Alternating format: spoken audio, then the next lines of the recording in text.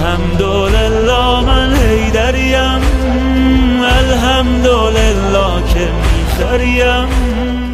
معجزات آل محمد نامی کتاب میں یہ واقعہ لکھا ہوا ہے کہ مولائے کائنات ایک راستے سے گزر رہے تھے کہ درمیان میں ایک یہودی مل گیا.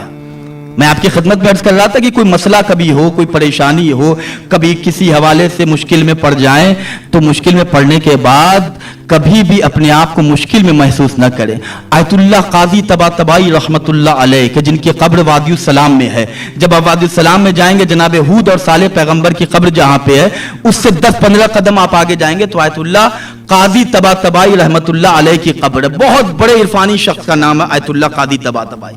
ان سے بڑا ہمارے تشیع میں عرفانی شخصیت کوئی نہیں گزری.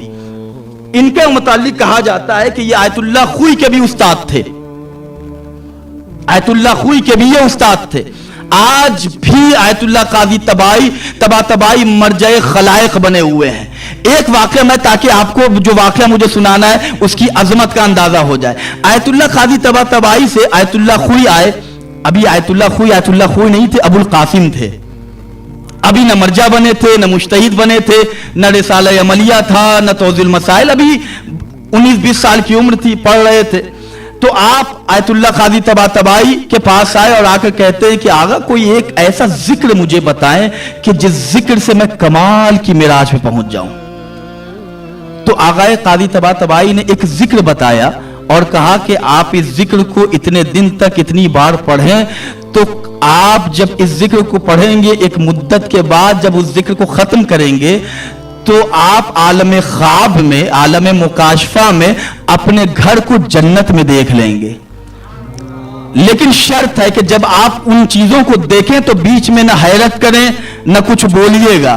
تو آیت اللہ خوئی نے جب اس ذکر کو پڑھا اور ایک موقع آیا کہ جب اس ذکر کی مدت تمام ہوئی تو عالم خواب میں آپ نے دیکھا کہ میں ابو القاسم سے آیت اللہ خوئی بن گیا.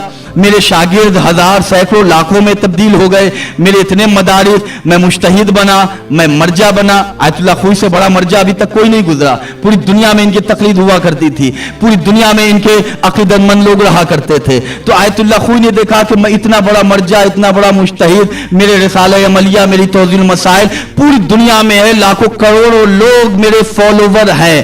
لیکن اس کے بعد آخر میں آپ نے دیکھا کہ جب میرا انتقال ہوا تو میرے جنازے میں بس گنتی کی 8-9-10 لوگ تھے.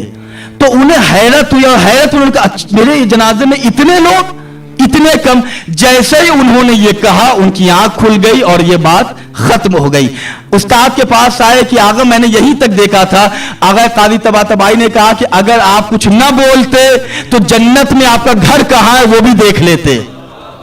میں علی کی بات نہیں کر رہا ہوں، علی کے در کے ادنا غلام کی بات کر رہا ہوں. علی کے غلاموں کا تم مقابلہ نہیں کر سکتے، علی کا کیا مقابلہ کرو گے؟